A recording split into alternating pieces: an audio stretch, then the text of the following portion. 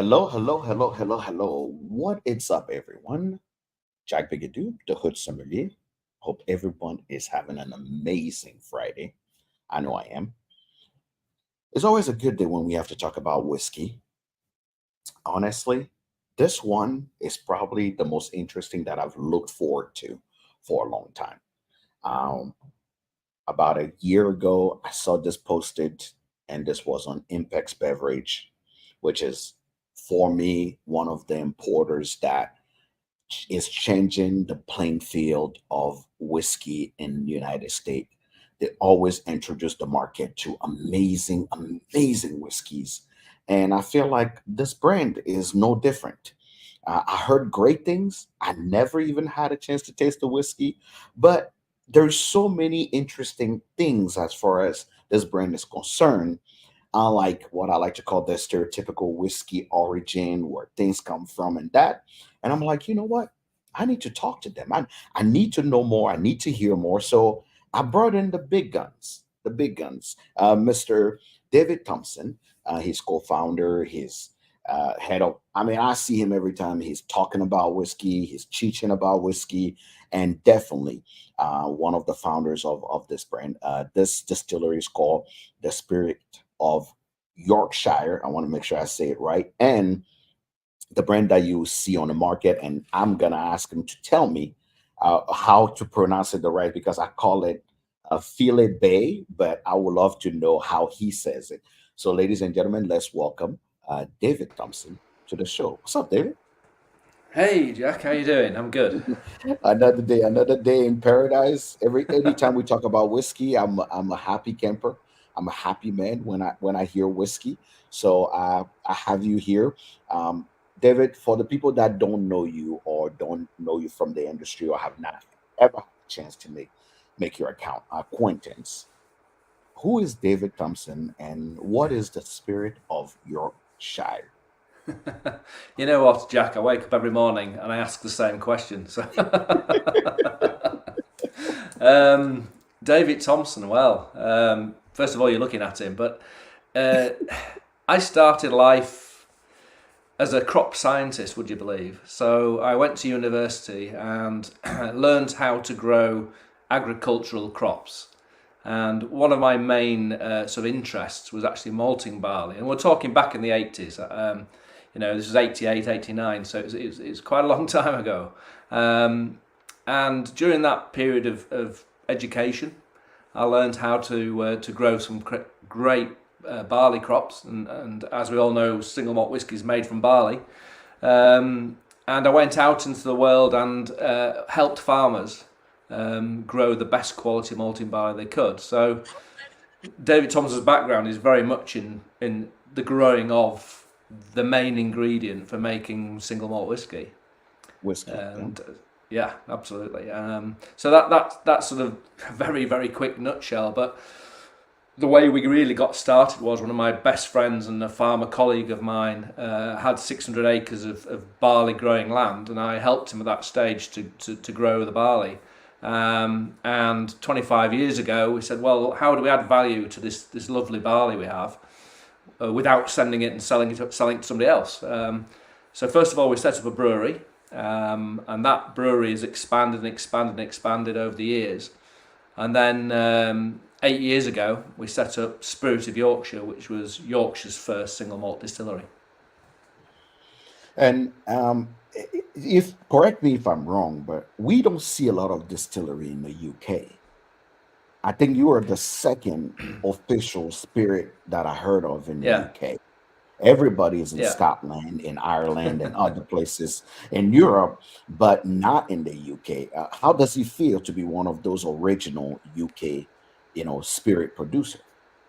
Yeah, geographically, the UK includes Scotland, so Yes, we're in England. Yeah, in England. so Yes, in yeah, so England. we're in England. Yeah, so unusually, yeah, making whiskey in England is up until 10 years ago was unheard of. Um, what we were good at and always have been is growing malting barley. So a lot of your guys listening probably won't realise that the majority of malting barley that goes into Scotch actually is grown in England. And that's very much to do with the soil type, and I can go on to that in a lot of detail because I'm a crop scientist. So, Mm-hmm. but the soil type is absolutely perfect. The climate is perfect to grow the best malting barley. And as I say, for a long time, that has gone north of the border to Scotland to make Scotch. So logically, it makes sense to actually think, well, why are we doing this? Why are we sending all this beautiful malting barley north of the border to make Scotch when we can do it ourselves? Correct. So you wanted on it honestly to change. Obviously, you are in the crops already, but you wanted to change the conversation. Let's Yeah. not just stereotypically turn it into Scotland. Let's see what England can offer to the market as Yeah. far as it. So, how did the distillery came about? Is it still with your friend and business partner, or is it, you know what? We think we're going to choose Yorkshire specifically as a place because it's better water or whatnot. I want to know Yeah. why that location. So the location was really based around the farm. So we have 600 acres of land. And the story is very unique because even in Scotland, there's a handful of distilleries that can claim to use all of their own grown barley. Most of it's imported, as I said, from England and also from around the world, but nobody really can claim to have 100% malt barley in their bottle. So for us, it's about provenance. It's about where does your crop comes from, how have you looked after it, how have you grown it. The water is also perfect. It's from under our feet. We have a well. So we had the two main ingredients to put together to make beer and then obviously make whiskey. So Yorkshire traditionally is very, very much known for its fantastic ale, so it's fantastic beer. And as we all know, making single malt whiskey starts as a beer, and Mhm. all we're doing really is distilling a beer. So all that sort of knowledge and infrastructure was set up over the last 25 years on the farm. And all really we had to do then was build a distillery or the stills. That sounds a bit flippant, but there's a lot more behind it than that. But really, if you take away from today that 100% of our barley is now a bottle, and we grow that crop in a very, very climate-friendly way and sustainable way, and I can plough right into that as well. Then you've sort of learnt a little bit about Filey Bay. So that's how you say it, Filey Bay. Filey Bay. Okay, Filey Bay. So the brand Filey Bay. Yeah, Um, I think let's take a moment and really recognize that the quality of a grain makes a serious difference in the quality of the whiskey. yeah, I interview brands every day, and for people that make phenomenal whiskey, they all say the same thing. It starts with the quality and the choice of the grains that goes into the whiskey. So I always respect any brands that when we have a conversation start with I want a quality grain first, and then go into making the whiskey later. So I can really appreciate you starting. Your background tells me a lot already about the type of whiskey I'm going to have. Now let's talk yeah. about distilling. As we got getting ready to taste in, let's talk about distilling. What style of distilling are you or did you adopt? Did you go with the old ways of Scotland, or did you bring new ways, new technology? I want to hear. The quick answer is a bit of both, but what we didn't want to do was reinvent the wheel. I mean, Scotch is known for its quality, and that's a lot to do with the way they distill and the equipment they have. So we actually employed in the first few years of production and prior to production a guy called Dr. Jim Swan. Um, he is a guy, if you want to look into his background, has been involved in a lot of new distilleries setting up around the world. And his knowledge was phenomenal. He recommended to us that if we were serious about single malt whiskey, then we really needed serious stills. And we chose stills from Scotland, which obviously made sense because they've been making these beautiful copper stills for a long, long time. So the Forsyth stills, which the industry would claim are the Rolls Royce of spirit stills. But at the same time, we wanted to try a little bit of the Yorkshire twist in there as well. So we've got two pot stills. We've got a 5,000 litre wash still a 3,500 litre spirit still. And we've also got a 4-plate rectifying column. Now, to be single malt in Scotland, you can't have a rectifying column like that. Correct. In England, we have slightly different rules where we can actually add a bit more copper into that process and still call it single malt. So we just put that little bit of extra sort of copper contact, which lightens and makes the spirit a lot fruitier in our thoughts. And that, if you like, is the Yorkshire twist. That just makes us a little bit different from the sort of standard sort of style of Scotch, if you like. All right. I'm loving that. You're not reinventing the wheel, but you are perfecting it in your own way. We put a spoke in there. uh, and for all of you guys who are listening right now, till 2017, when you hear the name James Swan, you knew it was excellence in distilling, in technique. He was one of the biggest consultant in the industry period, from here all the way to Taiwan and other places that you hear that name. So I'm very much so excited. So the question I ask everybody is, today I don't know your brand. I just go on the shelf. If I had to explore your brand, where will I start? Where would you guide me to explore your brand? Absolutely. Well, I've got my bottles lined up here, and Okay. this is our flagship, and this is readily available in the States. Flagship is the essence of the Spirit of Yorkshire and Filey Bay. Our remit to Jim was something very light, very fruity, very easy to drink, and very accessible to not just whiskey drinkers, but people who perhaps like the sound of drinking whiskey, but a little bit scared off. And we wanted this to be very accessible. So we went for a very easy whiskey, a very light, fruity, delicate whiskey. And this is just matured in ex-bourbon casks. So coming all the way from your beautiful land in Kentucky, they're ex sort of Brown-Forman casks. And we've kept with that supply for the last 8 years. So this gives consistency to flagship. And the sort of things you're going to get from here, typically from an ex-bourbon cask, is very much vanilla, sort of stone fruits, very light and fruity nose to it, but also very delicate, and not short finish, quite a long finish as well. So flagship is definitely the DNA of Spirit of Yorkshire. I'm gonna take a moment, and because I am a nerd like that, and I'm a geek when it comes to things, let's talk about the design on this bottle. Yeah, sure. Yeah. I remember one time, I tell people this story often. I remember one time I was in a distillery and I was criticizing somebody's bottle. I said, the bottle is really awkward. I don't really like it. I wonder if you guys just didn't pay enough money. And to my dismay, the person in the distillery walked to me and said, "Hey, do you know anything about bottles?" And I said, "No, I just know how it feels." And he said, for someone to actually embed something in a bottle, they have to get a custom mold to make a bottle, which means that they actually have to pay extra for this mold to be made. And I went, huh?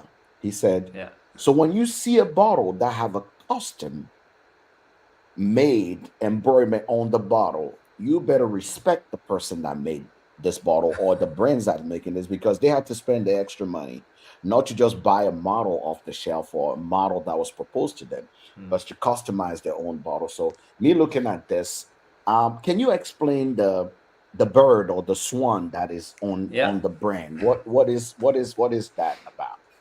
Okay, so it starts really with Filey Bay, and where is Filey Bay? Filey Bay is a beautiful stretch of the east coast of Yorkshire. So we're overlooking the North Sea. So we have a lot of sea and maritime influence in our whiskey in terms of its flavour, but also in terms of the bottle. So the seabird is actually called the gannet, and the gannet lives on 400-foot chalk cliffs, which we can see from the distillery. So it connects us to the sea. And the pattern you were just alluding to on the bottom of the bottle, I'm sure in Omaha you probably don't have a lot of beaches, but No, no, we don't. but when the tide goes out and leaves the sand, that is the pattern that is left on the beach. That makes sense So now. I what the grew up bottle in is doing, Africa next to the beach, yeah, so I know exactly okay, what you mean.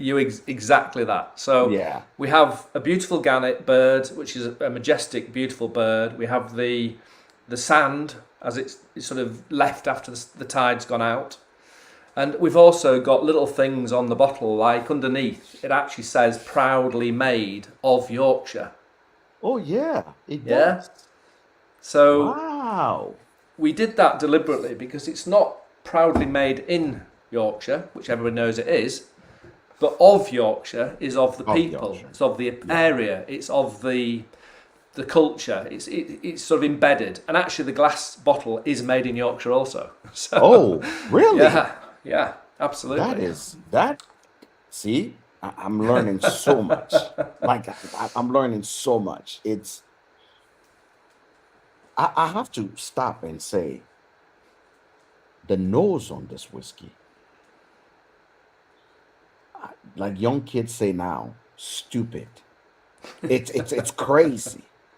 It's Yeah, the it's like a bouquet of a fruit basket with just a little hint of spice on the top. But it's like putting your nose in a stone fruit basket and stone fruit marmalade. yeah, yeah. Oh my God, I love the nose. I can nose this all day. I don't even have to drink it. It's just a beautiful, beautiful nose. And you know what? If in Scotland they say slancha, what do we say in Yorkshire? Just cheers. Cheers, cheers. Then let's try it.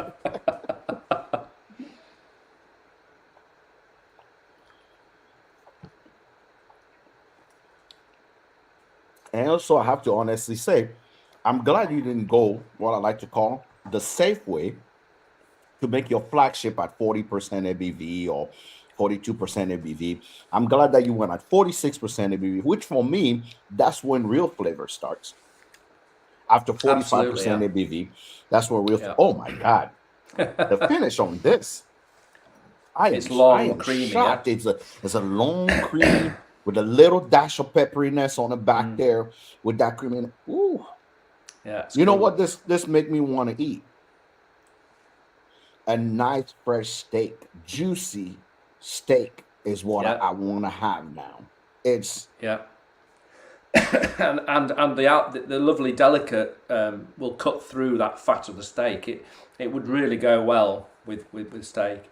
Interesting what you said about the alcohol content as well, and this is quite an interesting distilling fact that if you drop below 46% and then you chill or put ice into your whiskey, it goes cloudy. mhm, And that's because the sort of fatty acids within the alcohol come out of suspension when it chills down. So we have something in the industry, if you go below 46, that you don't have to do it, but they do it, and that's chill filter. correct. So they push down that alcohol temperature, they filter out those lovely fatty elements, Fatty. Yep. and then bottle it. That stabilises the whiskey, so it won't go cloudy. Pardon me. But the problem with that is, as you just said, Jack, that it takes away the flavour. Correct. So if you look at all our bottles, it will say non-chill filtered, and And that's which sometime can come off as a yeah, gimmicky, right? A gimmicky thing people put on their bottle, non-chill filtered. But for some brands, I always like to highlight, take that seriously yeah, because they absolutely, know, coming back to what you originally say, the quality of the grain they're using, the method of distilling, which forced them to say, hey, we know which proof we want to make this whiskey, so we can non-chill filter it and keep all. When a whiskey is quote unquote oily, I get yeah, excited because for me, yeah. all the flavors are in there. Absolutely, And and it's like going it's back to your steak. If you have a steak that has no fat, it has no correct. flavour. Correct. Yeah, I need my fat, I need my bone, and I need all the flavors to come through. But I will tell you, if this is how I was introduced to your whiskey, you got a fan. If this the flagship is the introduction to your whiskey, you got a fan in me, because a lot of people flagship are you know, yeah, is a teaser. But the word I will use here is bold. You yeah, chose delicate yet bold flavors when it comes yes, to it. You know this is pure ex bourbon cast, because you get all those spicy note that we find in bourbon, that sweet hmm caramel sugar, those bright citrusy note that come through. Yeah, you got me interested now. Now I want to know more. I want to know that's more. good. I really want to know more. After this flagship, if I Yeah. want to get very excited, what will I move to? So I'm really pleased you said what you said because flagship forms the base for all our finishes. So finishing is using a second cask. So from the bourbon cask, if you don't put it into a bottle and call it flagship, you put it into a different cask to Correct. finish it and pick up different flavours. So our second cask is actually an ex-red wine cask. Okay. So if you can see on here, it actually says STR. We don't FTR. say red, Yes. yeah, we don't say red wine because the cask has been shaved, toasted, and recharred. Now this is a Mm, classic Jim Swan invention. He came up with correct. this idea, and what that allowed us to do was use red wine casks that were in abundance when bourbon was short or when other casks were very difficult to get hold of. In the past, you probably wouldn't use red wine because you'd get the tannin and you'd get the red colour. But by shaving, toasting, and recharring the inside of the cask, you're just getting the flavour. And the flavour is moving much more towards red fruits, much more peppery, spicier elements. So typically, you're going to find STR finish in a bourbon cask for 4 to 5 years, and then Correct. finished for another year in the red wine cask. Okay. So this is STR. STR, 48% ABV, no color added, non-chilled filter. I love this color on it, because for me, it really gives me what I need when I look at any wine cask finish. Mm. The nose. I tell you what, David, the nose on your whiskey is probably the. I love the bottle. Don't get me Yeah. wrong. You put a lot of effort in the label. I love the beauty of it, but this nose is attractive. It's mesmerizing. It's almost weirdly charming. Mm. Almost intoxicating. That's the best way I can put it. It's like Yeah. the fresh scent of a musk or perfume that you know so well, that puts you at peace right away. I totally agree. And the thing is, when you're doing finishing, it still has to have the essence of um, Spirit of Yorkshire. The cask should never dominate the spirit. And you do get a lot of whiskies where the cask just overwhelms the delicate Correct. spirit. So our spirit is always there, and you can tell it's Filey Bay, and you can tell also that it had a different cask finish for sure. It Mm, is so different. Now, this was an mm, interesting conversation I had with Impex and Sam.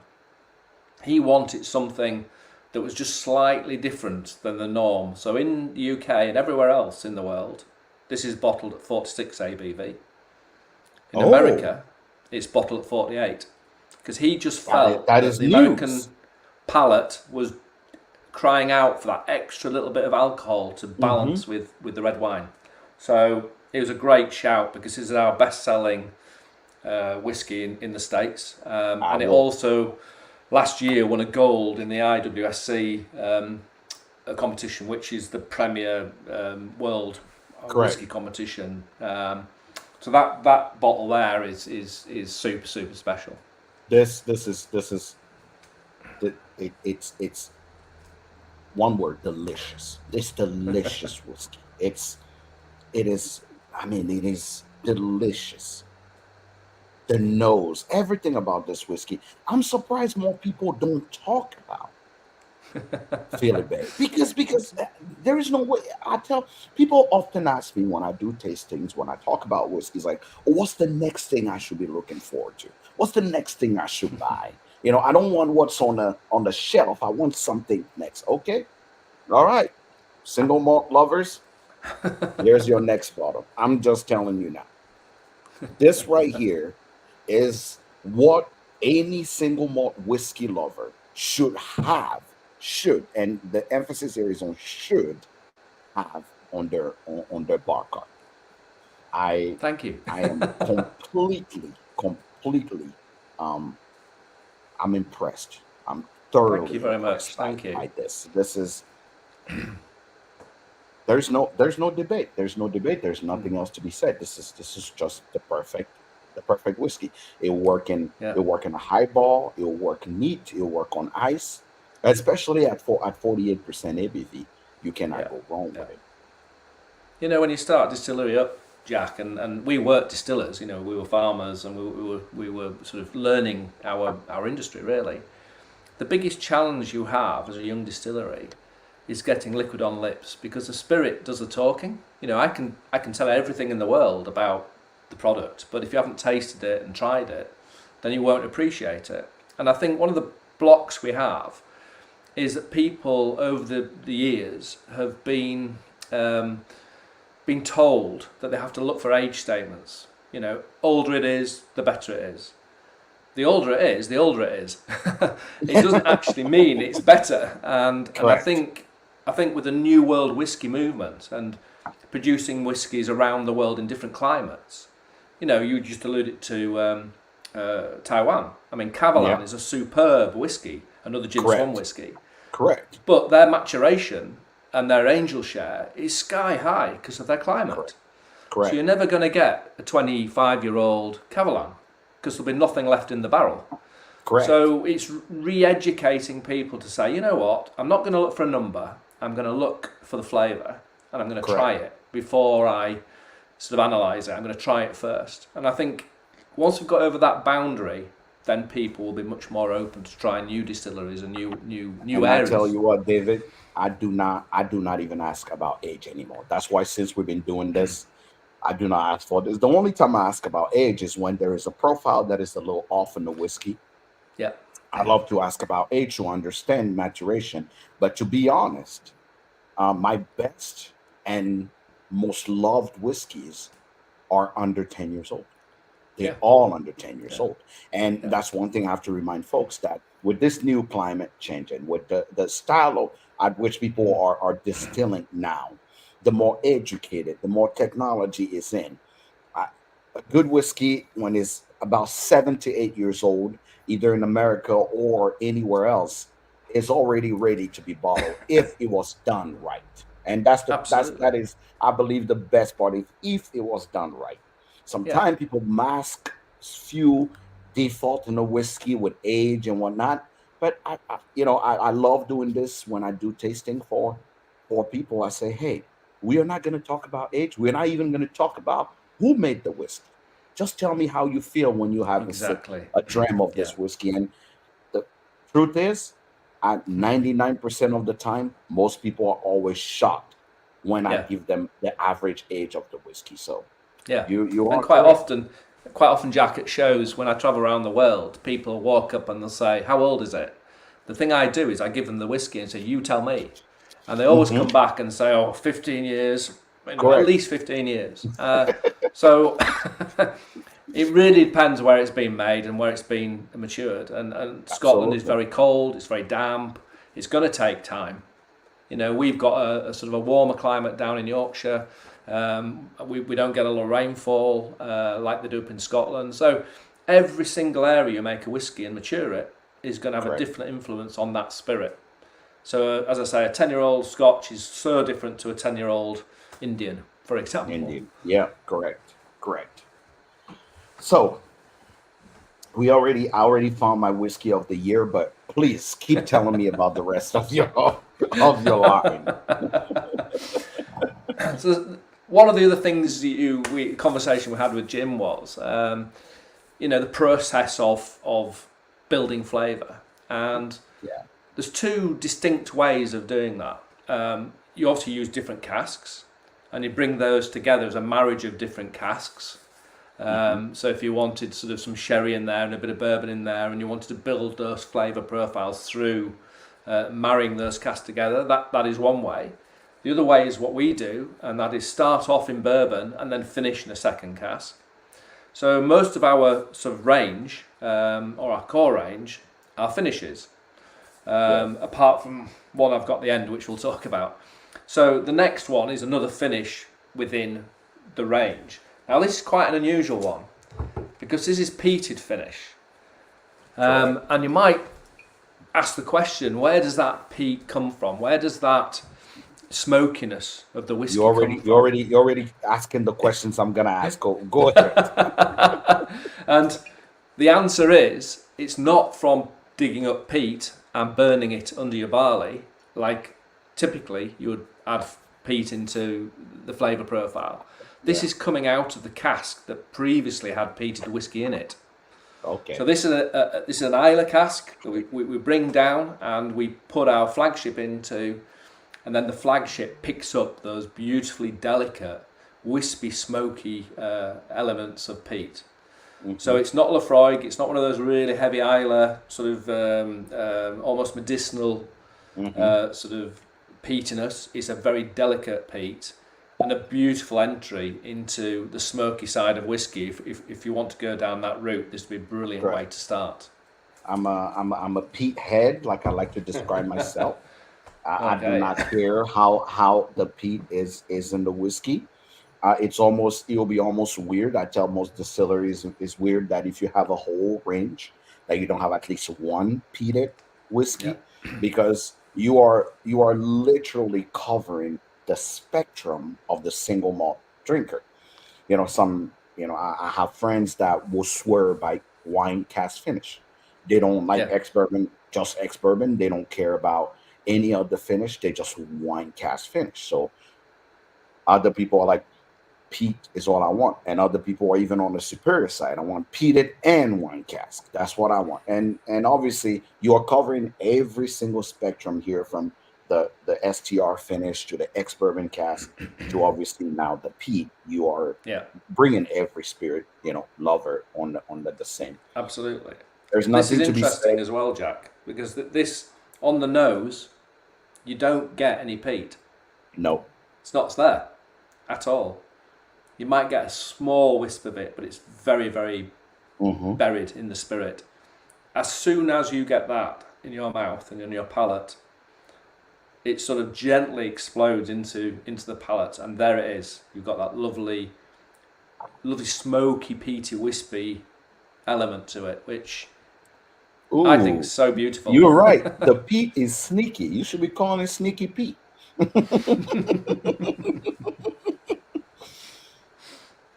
This is the first time I can clearly say that the peat sneaks up on you so quickly that you almost don't even get a chance to know that it's peat, because the DNA of your whiskey is on the nose. Those bright notes, those nice caramel, rich citrus notes are there.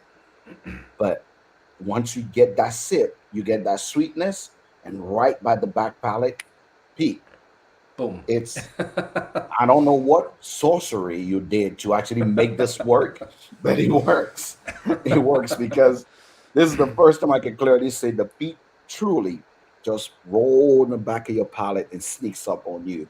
And yeah, it does. This is a fantastic barbecue whiskey.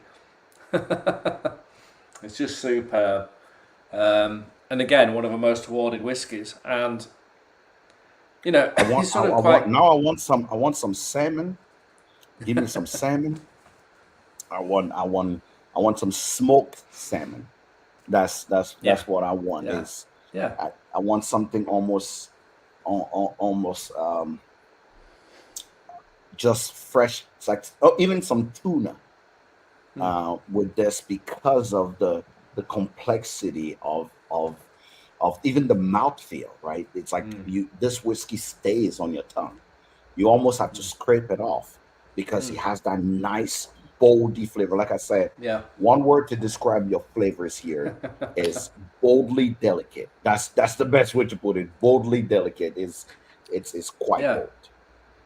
Or surprisingly bold. It's sort of like you don't expect what you taste Yes. after you've done the nosing and you've sort of Hmm. played around with it. You think this is not going to taste like it does. I like I said, I've seen I've had a lot of whiskeys, and I can tell you I've interviewed a lot of brands, but there's one aspect also that you are not mentioning. Your spirit is clean. There's Yeah. such a cleanness. Yeah. It's so clean. Is it has no taste residue, no licorice No. or anything that you see on some of these single malt. I mean, Yeah. like I said, I always trust Sam to bring the best into the U.S. And he have not failed me yet. But this definitely, you guys are making England proud. You are gonna give Scotland a run for their money with your spirit. Yeah. It's very kind to say. I mean, we hope we're adding to a really exciting single malt marketplace. You know, the Scots know what they're doing, and it's not easy to sort of come out there into an established world of whiskey, but we don't see each other as competition. We see each other as very much friends, and they're delighted that somebody in England can make a whiskey that they're proud of. We sell a lot of whiskey to Scotland. You know, it's exciting, even to the extent we've done some independent bottlings, or they've selected our casks with distilleries or independent bottlers like Adelphi, like Berry Brothers. You know, there's people have selected our casks from Yorkshire because the spirit is so good they want to put their name to it, and that for me sums up, you know, where we're at with the spirit. Absolutely. For me, it says a lot about the type of spirit you're producing. I cannot, you get no argument from me. 10, Okay. 10 out of 10 will fully recommend you. You'll have an advocate in me. You truly have a fan and truly an advocate in me because the truth is in the pudding and tasting this whiskey. It's you don't have to do a lot of talking. The whiskey will speak for itself. The whiskey will speak for It talks itself. for itself. Yeah, yeah. I mean, it's also really interesting because I'm going to wind back a bit, Jack, to farming and the disconnection between what we're drinking and farming has been there for years. You know, people see barley as a commodity, but we're doing lots of things now with the way we farm to also look after the planet. So we don't till the land anymore. We're direct drilling. We're growing beautiful cover crops, which are keeping carbon in the soil, and we're being very positive in regenerating the earth or the dirt, because there's stats out there. If we don't do anything different with farming, we'll end up with no dirt to grow anything. Never mind about Correct. barley. Never mind about whiskey. So we're very much forward thinking in terms of the way that crop is grown. And now, whether that comes out in the flavour, maybe, but it's all really about having land and soil and dirt for the future to grow barley, but also other things. So And if you, and and I think a lot it's of important. distilleries can give credit to sustainability, and you have to sustain what you have. You have to sustain everything we have. You get no argument here. Only a few distillery can claim, to reduce their carbon footprint and be able to be sustainable, and that is the fact that you're already thinking about that. Yeah, You are really setting England as a country to kind of see a role model in what you guys are making. yeah, it's important. I Yeah, mean, it's really you important. you're unknowingly doing all the right things. We keep trying. We'll never do all of the right things, but you know you've got to try to and fail sometimes. You learn from what you don't do well, and I think it's good to make mistakes and learn from them. And building a distillery, you're going to make mistakes. That is true. Now, I know there's an expression here that I was told is not in the US, but Not that I anymore. was sent. Not anymore. I told you it was sold out. Yeah, But yeah, this is the cask 685, I believe, yeah. and this is the I have sherry cask. a full bottle here, which is like You see, I am, gold I dust. have a, yeah, yeah. Hey, come This on. is so. Tell me a little bit about this cask. So this one is, as I said before, these are finishes. That's just straight into bourbon is flagship. This is a single cask.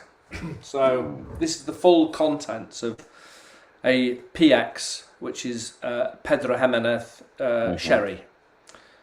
Pedro Jimenez is probably one of the sweetest sherries you can get. So the casks come from Jerez, and they've had Pedro Jimenez sherry in there for a long, long time. We then put our whiskey in there when they arrive, and what you're getting out of this is a completely different colour to start with. I'll just put that next to the flagship. It's the same spirit, but the cask influence is The cask, absolutely yeah. massive. Yeah. Hmm. So with this, you're getting very sweet elements. You're getting a lot of sort of dry, sort of cocoa-y type flavours, chocolate type flavours. Again, red berries. This is bottled at cask strength. So typically a single cask will always come out of the cask and stay at that strength. And this is 59.4 ABV, which is up there. It doesn't really taste like that because the spirit is so clean. It does It not. is just sublime, and this sold Oh out literally within months of it being bottled and in the States. There was only 286 bottles, Jack, Mm. so there wasn't very many of them. But that was very special for the States. You know when you had a long day and you want to come home, put on some music and just enjoy one spirit Yeah, that will reminds you that tomorrow is another day. yeah, This is that's the it. one. Tomorrow is another day. You can make it till tomorrow is another day. Absolutely, This absolutely. this We have something over here at Christmas cake. It's full of fruit. correct.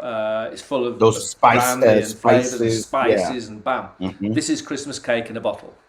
Oh my God, I am wow, wow, Yeah, it's blown pretty away. special. It is special. Yeah, But it, yeah, it brings me back to your choice of cask, yeah, yeah. right? How are you choosing this cask? Because you are, I mean, you have not missed yet so far Mm. in all your finishes. So it tells me that either you have somebody on staff that's really good at picking cask, or you guys are just doing your homework when it comes to the cask that you're picking. I want to hear about your choice of cask. Yeah, well, again, it goes all the way back to Jim, and Jim's distilling expertise was really good, but his maturation expertise was phenomenal. He knew exactly which casks to use and how long to use them for and where to source them from. So in the first 2 years of our business, I actually personally distilled with my business partner Tom every single drop of alcohol we made for 2 years without employing anybody. So that's quite unique. You know, we're not sitting in an ivory tower looking down on people saying push this button, push Correct. that button. We Correct. actually distilled. So what you're drinking there is something I actually made, which I'm super proud about. But the cask Wow. is going to be a major part of that flavour profile, and Jim's ability to know the right wood, the right oak, you know, the right supply, the right bodega to go to get that flavour profile to match our spirit style. He was great. So I spent a year and a half basically travelling. Came over to Kentucky, went down to Spain, Jerez, Portugal. You know, we've got port, we've got all sorts of different casks going on. So I get really super excited about maturation and what the cask influence does. But the main thing is that cask never overrides the spirit. It should sit alongside that spirit, never mask it. And I think with this one, although it's a big cask, you're going to get the Spirit of Yorkshire in there as well. I tell you what, um, yeah. For all of you distillers out there, brands out there, learn from this guy, because whatever he is doing is working, and he's doing his homework. Right, they're doing their homework, which shows into the spirit immediately. Um, what can I say? You're doing it. I guess the next question will be, what should consumer expect going forward for this future, this year or next year, to come out of the Yorkshire Distillery? Yeah. Are we gonna see more of different casks coming in, or are we more expanding our footprint on the U.S. market? Yeah, I mean, Impex and Sam have been fundamental to the growth of Filey Bay so far.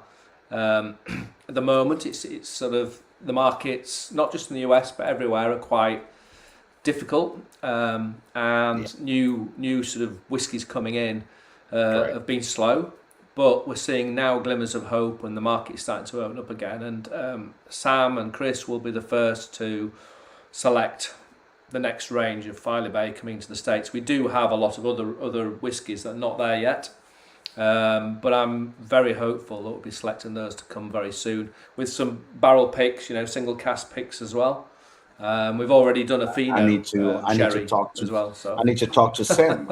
I yeah, I need to pick a cask with you, because yeah, this PX is it's yeah. phenomenal. It's It it's is great. phenomenal. Yeah.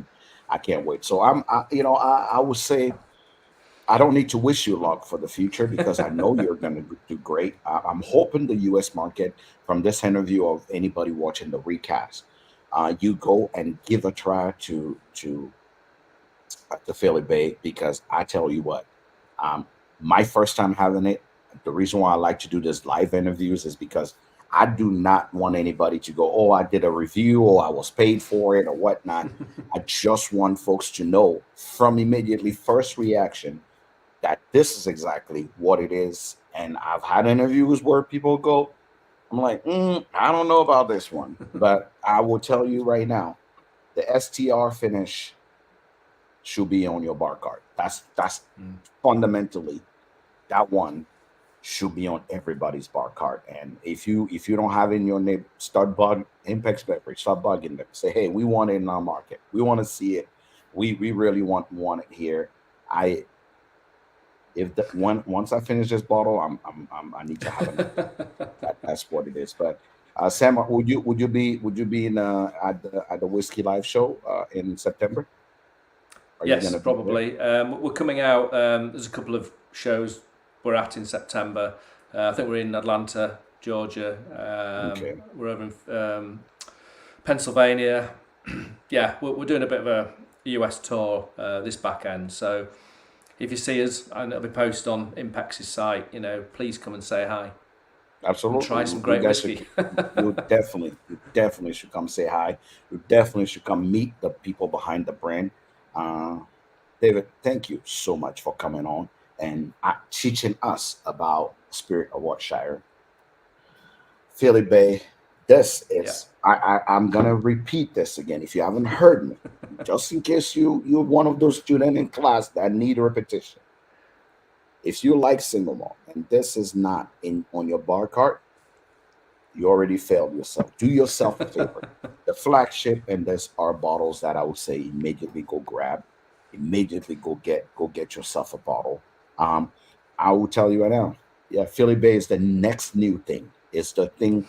Get it now before David realized he won three more double gold, and next year we can afford to actually buy it anymore. This is as good as a level of Cavalon or anything. You can see the impact that Jim Swan definitely had in this making. I cannot wait for future coming. And if you're at the whiskey show in September, I would love to meet you in person in London myself. And if you're there, I'll stop by, take pictures, and for all of you guys watching, we say cheers. Thank you so much for Cheers. stopping by, and I hope you come back when more stuff come on the market. I hope to have you here, and so we can tell people more about the Spirit Yeah. of Yorkshire. We'll be there. Cheers, Thanks, everyone. Jack. I love what you're doing. Keep it going, man. Thank you so much. Thank you so